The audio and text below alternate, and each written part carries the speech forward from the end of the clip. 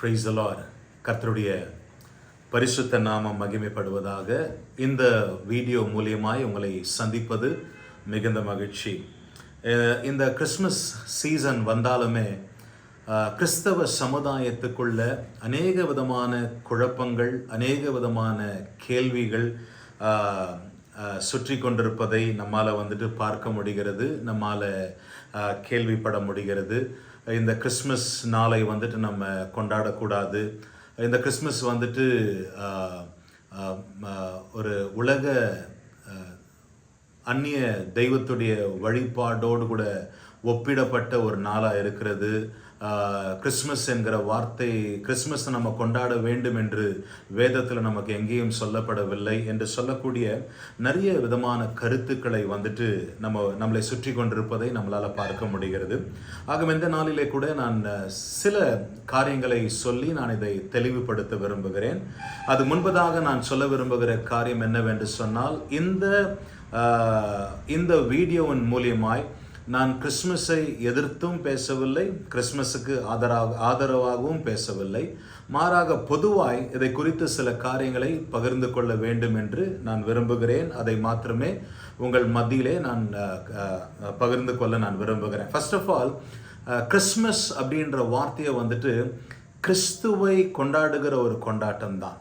கிறிஸ்துவை, ஆண்டவராக இயேசு கிறிஸ்துவை கொண்டாடுகிற ஒரு கொண்டாட்டம் தான் கிறிஸ்மஸ். இன்னைக்கு நிறைய பேருடைய புரிதல் என்னன்னு சொன்னால், ரோமர்களுடைய சில வழிபாடுகளை தான் இன்னைக்கு கிறிஸ்மஸ் என்கிற பெயரில் கொண்டாடப்படுகிறது என்று சொல்லி நம்ம பார்க்கிறோம். ஆக்சுவலாக அப்படி இல்லை. 4வது நூற்றாண்டில் தான் இந்த கிறிஸ்மஸ் என்பது ரொம்ப பிரபலமாக மாறுச்சு. அதுக்கு முன்பதாக யூதர்கள், ஆதி கிறிஸ்தவர்கள் எல்லாமே பிறப்பை அதிகமாய் கொண்டாட மாட்டார்கள். மாறாக மரணத்தை, ஒரு நபருடைய மரணத்தை அவங்க அதை நினைவு கூர்ந்து அதை செலிப்ரேட் பண்ணுவாங்க. அவங்க வாழ்க்கைகளை செலிப்ரேட் பண்ணுவாங்க. இதுதான் அவங்களுடைய வழிமுறையாய் பழக்கமாக இருந்தது.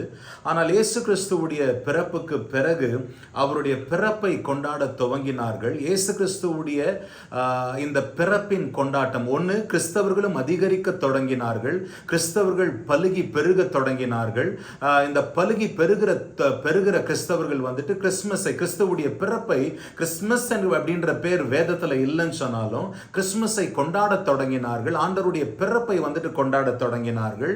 ஆகவே தான் ரோமர்கள், மற்ற புறஜாதிகள் எல்லாரும் இந்த நாளை, இந்த டிசம்பர் 25 என்கிற நாளை அவங்க அவங்களுடைய தெய்வங்களுடைய வழிபாடுகளை அந்த நாளிலே கொண்டு வந்து திணித்தார்களே தவிர இயேசு கிறிஸ்துவுடைய பிறப்பு வேற எந்த நாளிலும் திணிக்கப்படல. மாறாக மற்ற தொழுகைகள், மற்ற விதமான நம்பிக்கைகள் இந்த நாள் பிரபலமா இருந்ததுனால, அநேக ஜனங்கள் இந்த நாளை ஆச்சரித்ததுனால இந்த நாளிலே கொண்டு வந்து மற்ற பண்டிகைகளை திணித்ததாய் நம்ம சரித்திரத்துல பார்க்கிறோம். இதுதான் உண்மை. அப்போ டிசம்பர் 25 தான் கிறிஸ்மஸா, டிசம்பர் 25ஆம் தேதி தான் கிறிஸ்மஸ் தான் சொன்னா அது இல்லை. டிசம்பர் 25ஆம் தேதி ஆண்டவர் பிறக்கல. இப்போ ஆண்டவர் தியாலஜிக்கலா லூக்கா 2ஆம் அதிகாரம் 8ஆம் வசனம் நினைக்கிறேன், மெய்ப்பர்கள் ஆடு மேய்த்து கொண்டிருந்தார்கள், அப்பொழுது ஒரு நற்செய்தி வந்ததுன்னு எல்லாம் சொல்லி நம்ம வேதத்தில் பார்க்கிறோம் இல்லைங்களா. இந்த நற்செய்தி வந்ததையும், அது எப்படியாப்பட்ட காலமா இருக்கலாம், அது வாமான ஒரு அனல் நிறைந்த குளிர் காலத்துல மெய்ப்பர்கள் ஆடு மேய்க்க போயிருக்க மாட்டாங்க. ஸோ அந்த நாட்களில போய் இந்த அறிவிப்புக்கு பிறகு இத்தனை மாதம் கடந்து எப்போ ஆண்டவர் தோராயமா பிறந்திருக்கலாம் அப்படின்ற ஒரு தியாலஜிக்கல் கால்குலேஷனை வச்சு தான் டிசம்பர் 25ஆம் தேதின்றதை தீர்மானித்திருக்கிறார்கள். இது அக்யூரேட்டான டேட் கிடையாது. டிசம்பர் 25 ஆண்டவர் பிறக்கல. பட் அந்த அறிவிப்பு வந்த சீசன், அந்த டைம்ல ஆடு மேய்த்து கொண்டிருந்தாங்க அப்படின்னு சொன்னா, மேய்ப்பர்கள் இருந்திருப்பாங்கன்னு சொன்னா, அது இந்த காலமா இருந்திருக்கலாம். அப்ப இந்த காலத்துல இந்த அறிவிப்பு வந்துச்சுன்னா இந்த காலத்துல பிறப்பு நடந்திருக்கலாம் அப்படின்ற ஒரு கணிப்பின் ரீதியாய் தான் அந்த நாளை தேர்ந்தெடுத்து வச்சிருக்கிறாங்க. பாருங்க, நம்ம ஒரு நாளை கொண்டாடல, ஒரு நிகழ்வை கொண்டாடுகிறோம். இதுதான் ரொம்ப முக்கியம்.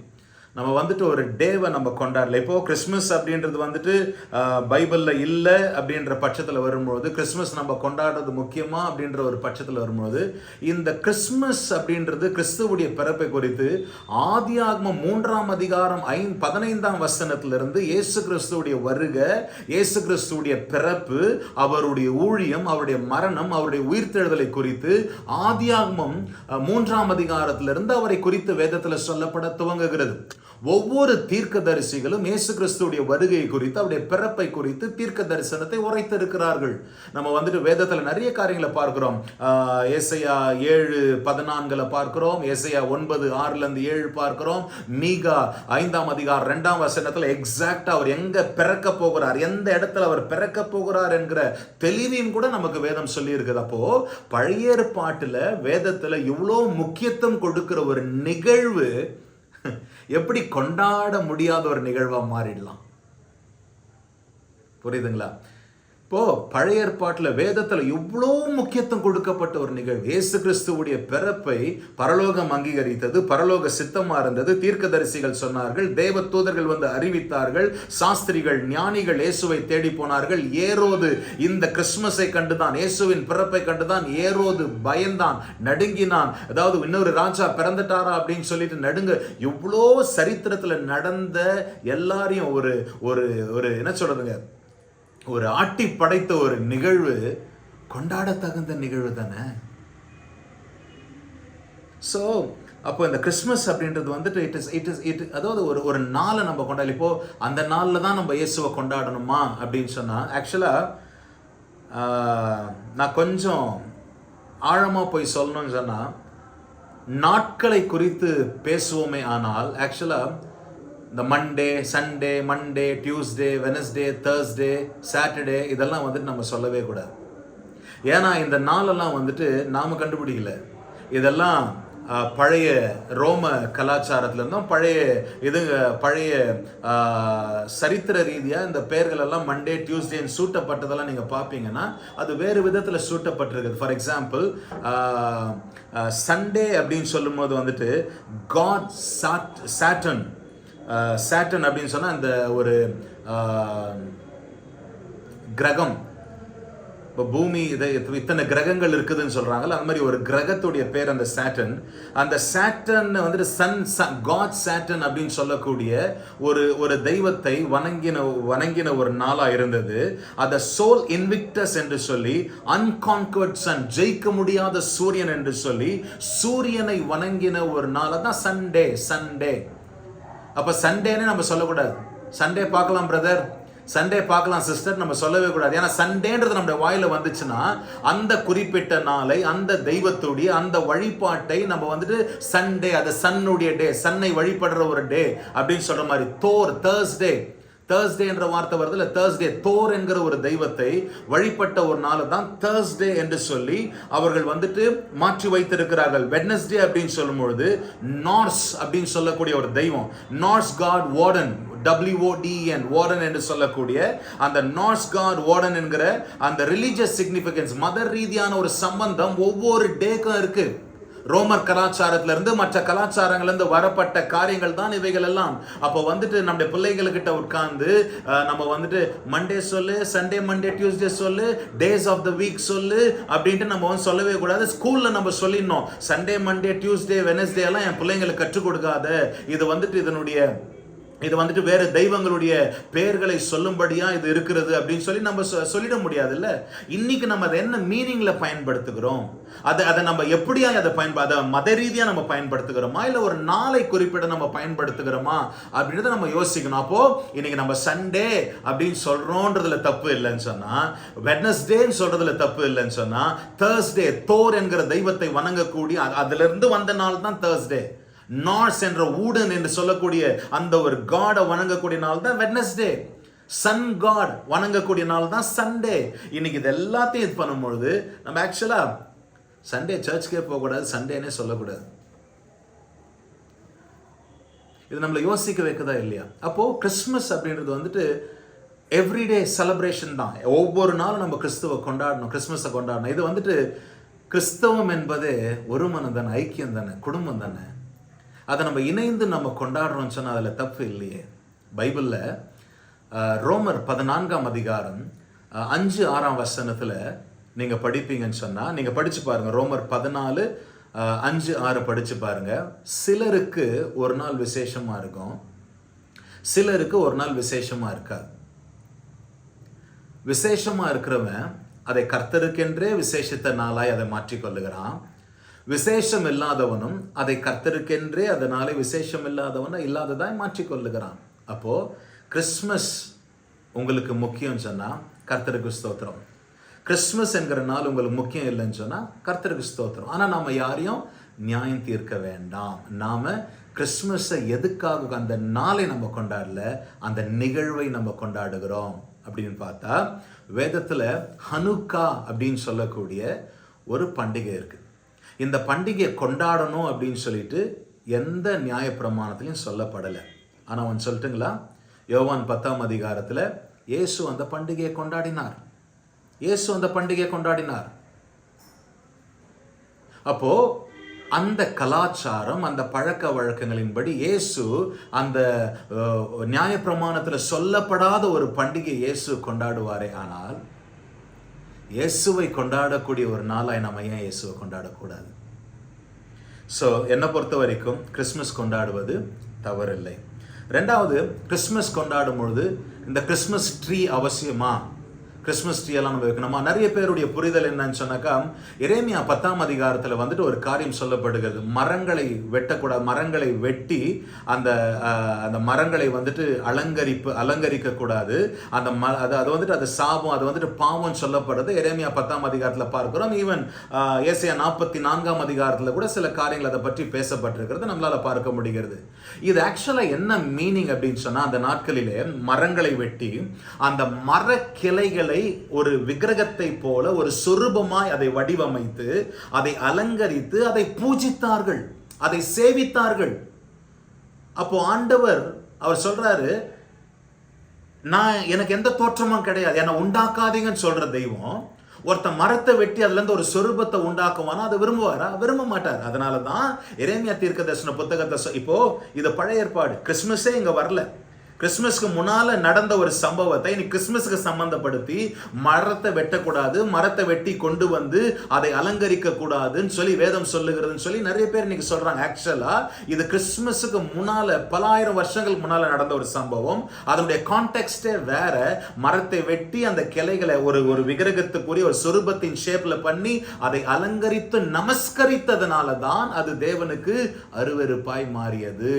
அப்போ அந்த கிறிஸ்மஸ் ட்ரீ கலாச்சாரம் எப்போ வந்துச்சு? 16ஆம் நூற்றாண்டுல ஜெர்மனியில் இருக்கக்கூடிய ப்ராட்டஸ்டன்ட்டுங்கன்னா யாரு? கேத்தலிக்ல இருந்து தங்களை உடைத்து கொண்டு வந்தவர்கள். இந்த ப்ராட்டஸ்டன்ட்டுங்க தான் இந்த கிறிஸ்மஸ் ட்ரீ என்கிற பழக்கத்தை கொண்டு வந்தார்கள். ஏன் அதுல நட்சத்திரத்தை தொங்க விடுறாங்க? நட்சத்திரத்தின் மூலியமாக தான் ஆண்டவர் வழி காண்பித்தார் என்பதற்கு அடையாளத்திற்காக நட்சத்திரங்களை கட்டி அதை அழகுபடுத்தினார்கள்.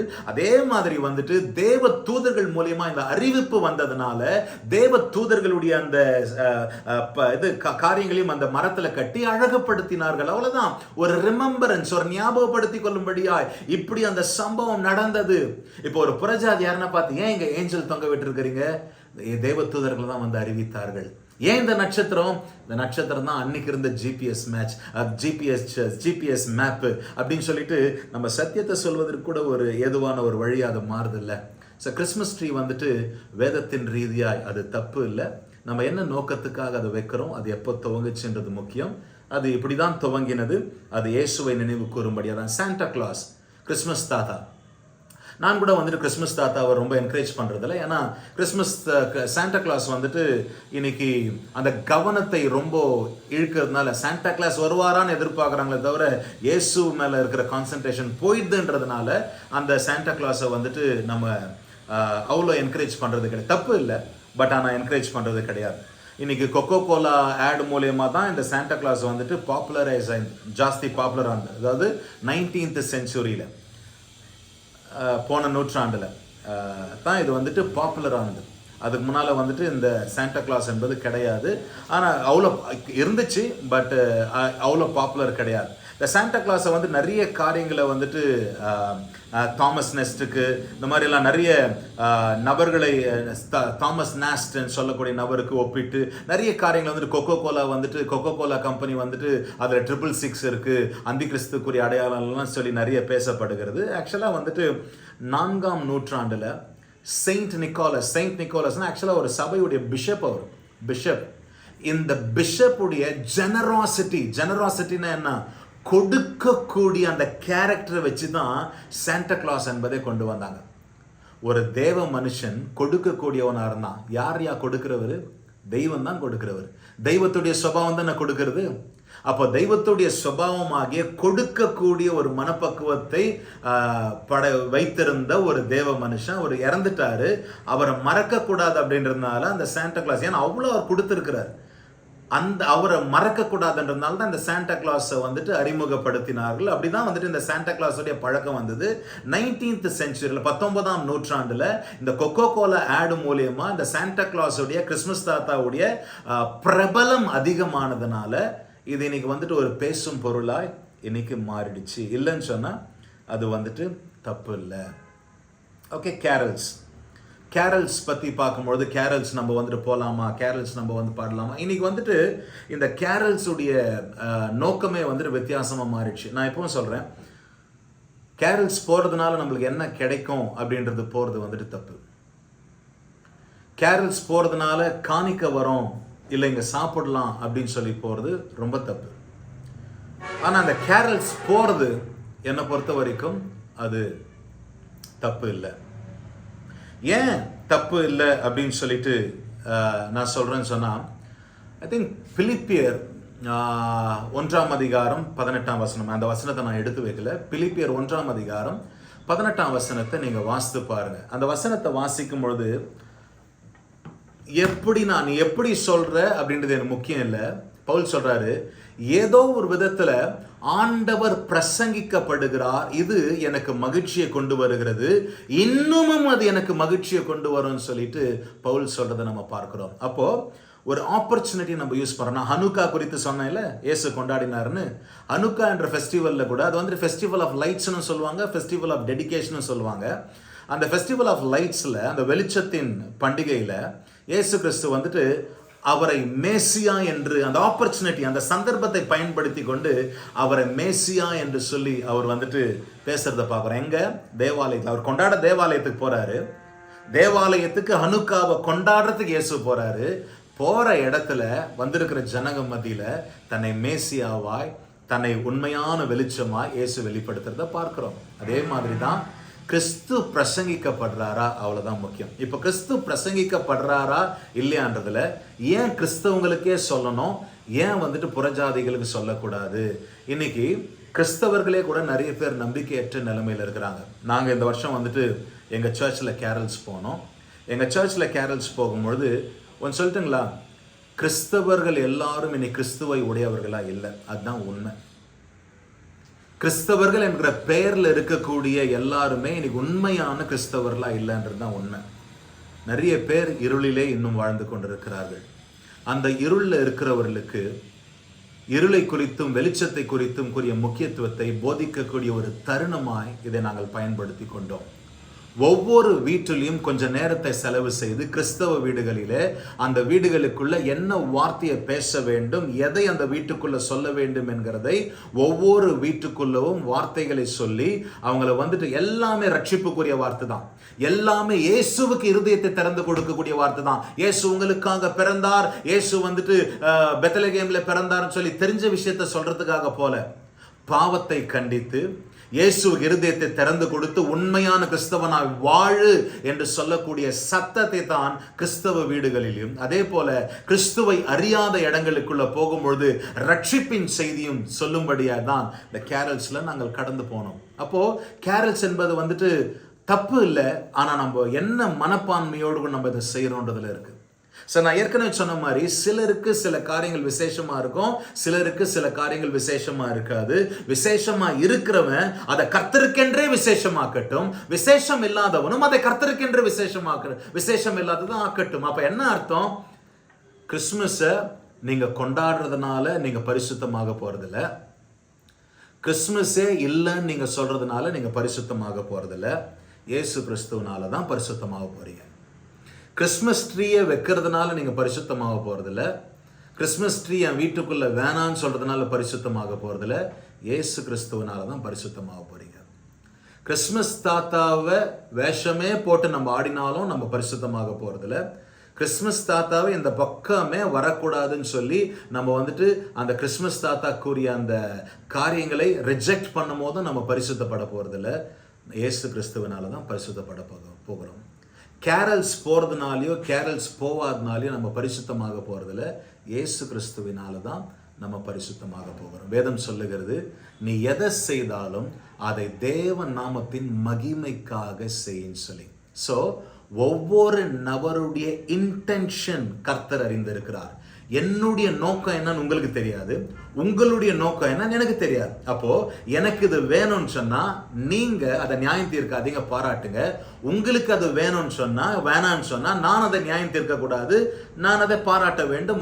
பாருங்க, ஆண்டவர்கிட்ட இருக்கக்கூடிய அழகிய ஃப்ரீடம் தான். பைபிள்ல கிறிஸ்மஸை பத்தி ஆண்டவர் சொல்லலன்றது ஒரு பக்கம் இருந்தாலும், கிறிஸ்மஸ் கொண்டாடணும் ஆண்டவர் சொல்ல, கிறிஸ்மஸ் கொண்டாடணும் வேதம் சொல்ல.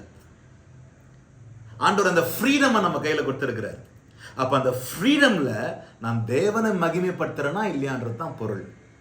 இதுல இந்த சீசனை கிறிஸ்தவங்க அப்படியே டிடக்டிவ் மாதிரி மாறிட்டு, அப்படியே நம்ம புலன் விசாரணை செய்கிறவர்கள மாறிட்டு, இது என்ன, இதுக்கு அர்த்தம் என்னன்னு சொல்லி நம்ம ஆராய்ச்சி செய்ய வேண்டிய அவசியம் இல்லை. ஏன்னா நம்ம ஒரு நாளை கொண்டாடல, ஒரு நிகழ்வை கொண்டாடுகிறோம். இயேசு ஏன் ஹனுக்கா கொண்டாடினாரு? யூதர்களுடைய சரித்திரத்தை இயேசு கொண்டாடினார். அந்த சரித்திரத்தில் வந்த ஒரு கொண்டாட்டத்தை, ஒரு நாளை இயேசு கொண்டாடினார். he celebrated history. அப்போ இயேசு சரித்திரமா இல்லையா? சரித்திரம். கொண்டாடலாம். இது ஒரு ஆப்பர்ச்சுனிட்டி தானே. எல்லா நேரத்திலையும் போயிட்டு ஆண்டவருடைய அன்பை நம்ம அதாவது எல்லா நேரத்திலையும் காண்பிக்கலாம், ஆனால் எல்லா நேரத்திலையும் ஏற்றுக்கொள்ளக்கூடிய மனப்பக்கம் எல்லாருக்கும் இருக்குமான்னு தெரியாது. கிறிஸ்மஸ்க்கு வாங்கன்னு சொல்லி கூப்பிடுறது ஈஸி, சபைக்கு ஞாயிற்றுக்கிழமை வாங்கன்றதை காட்டிலும் கிறிஸ்மஸ்க்கு வாங்கன்னு கூப்பிடுறது ஈஸி. அப்போ கிறிஸ்மஸ்க்கு வாங்கன்னு சொல்றது ஒரு ஆப்பர்ச்சுனிட்டி தானே. இயேசு எப்படி ஹனுக்கா தேவாலயத்துக்கு போய் தேவாலயத்தில் அந்த ஆப்பர்ச்சுனிட்டியை பயன்படுத்தி அவர் மேசியாவை அறிமுகப்படுத்தினாரோ, நாம செய்யறது தப்பு இல்லையே. ஆகவே நான் என்ன சொல்ல வரேன்னா, யாரையும் நியாயம் தீர்த்துறாதீங்க. பைபிள் சொல்லுது, நம்ம நியாயம் தீர்க்கிறதுனால நம்ம ஒருத்தரை குற்றப்படுத்துறோம், காயப்படுத்துறதுனால நாம தான் நியாயம் தீர்க்கப்படுவதற்கு ஆயத்தமாகிறோமே தவிர நாம யாரையும் நியாயம் தீர்த்திட முடியாது. ஆகவே இதை உங்க மனதில் வைத்துக்கொண்டு, அது எதுவாக இருந்தாலும் சரி, ஓகே. நிறைய காரியம் இன்னைக்கு உலகமயம் படுத்தப்பட்டிருக்கு. உலகமயம் படுத்தப்படுகிற காரியங்கள் நம்மளுக்கு வேண்டாம். மாறாக இதன் மூலியமா என்னால் கிறிஸ்துவை மகிமைப்படுத்த முடியுமா அப்படின்னு சொன்னா கிறிஸ்துவை மகிமைப்படுத்தலாம். இதன் மூலியமா ஆத்துமாக்களை ஆதாயம் செய்ய முடியுமான்னு கேட்டா ஆதாயம் செய்யலாம். நம்முடைய மோட்டிவ், நம்முடைய என்ன நோக்கத்தோடு இதை செய்யறோன்றது தான் ரொம்ப முக்கியம். ஸோ அந்த நல்ல நோக்கத்தோடு கூட, ராஜ்யத்தின் நோக்கத்தோடு கூட இது ஒரு ஆப்பர்ச்சுனிட்டியா நம்ம பயன்படுத்தி கொண்டு செயல்படுத்தலாம். தேவன் நாம மகிமைப்படட்டும். நான் மீண்டும் சொல்றேன், கிறிஸ்மஸ் கொண்டாடுங்கன்னு நான் கட்டாயப்படுத்தல, கிறிஸ்மஸ் கொண்டாடாதீங்கன்னு நான் சொல்லலை. Free will, okay. பட் கிறிஸ்மஸை குறித்து பின்னால் இருக்கக்கூடிய அந்த மித், இந்த புரிதலுக்கு இதுதான் ஒரு விளக்கம். ஸோ அதனால நீங்க என்ன தோன்ற பண்ணுங்க, அதை தேவநாமத்தின் மகிமைக்காக மாத்திரமே பண்ணுங்க. இயேசுவே ஆலயத்துக்கு போய் அனுக்காவை கொண்டாடினார். ஸோ அதனால எந்த குற்ற உணர்வுக்கும் இடம் வேணாம். மனதார அவரை மகிமைப்படுத்துங்க. கர்த்தர் உங்களை ஆசீர்வதிப்பாராக. Merry Christmas. God bless you.